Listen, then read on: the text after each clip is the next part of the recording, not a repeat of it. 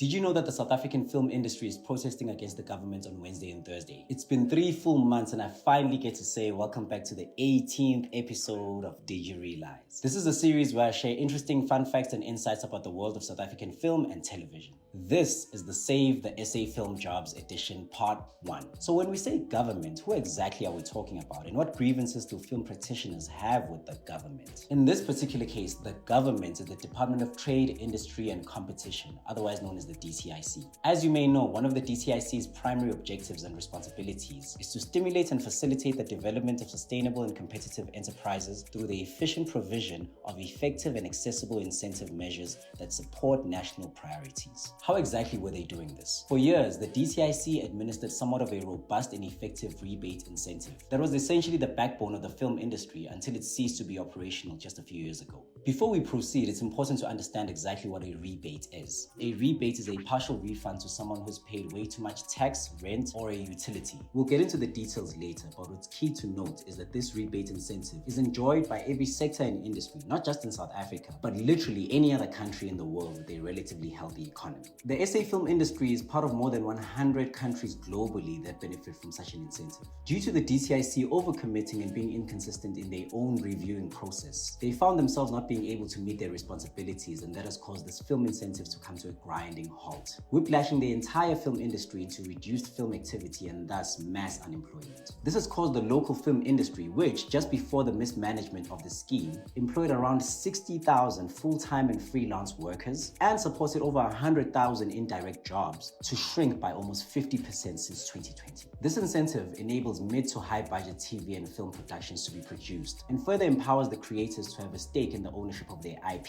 by ways of offering them leverage. If this incentive is not reinstated, the local film industry ceases to exist the way we currently know it, which means you can say goodbye to all your favorite mid to high budget TV shows and films. Because even giants like Netflix rely heavily on this incentive scheme for them to be able to operate in any country or region. Yes, Netflix will leave if this incentive is not reinstated. And so will every other previous, current and potential investor and a fair share of the workforce. And what will be left will barely be enough for us to say we even have an industry. I touched on this last year on the Economics of the SA Film Industry edition of this series. Perfect time for you to revisit those videos. In the meantime, follow me and the Save SA Film Jobs social media pages to stay up to date. And get ready to show up outside Parliament in Cape Town on the 28th and the DTIC campus in Pretoria on the 29th, dressed in all black. See you tomorrow.